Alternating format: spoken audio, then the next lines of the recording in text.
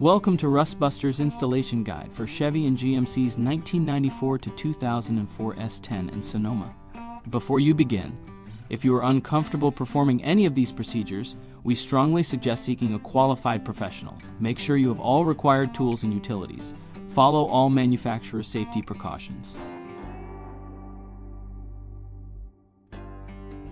Step 1. Disconnect the vehicle's battery. Inspect for fire hazards such as leaking fuel lines or engine components. Repair or remove any hazards before starting.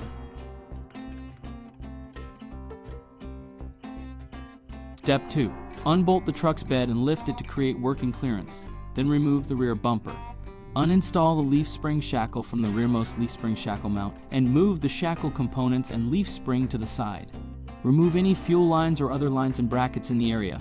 Step 3.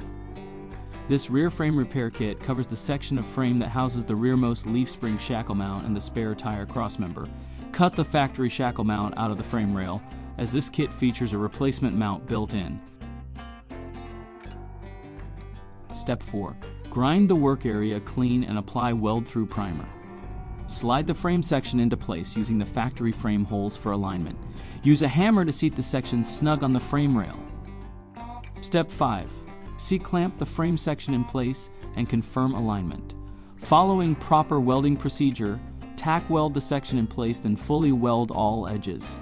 Step 6. If you have a replacement leaf spring shackle and bushing, or if the original parts are still in good condition, install them now. Finally, apply a rust-inhibiting top coat.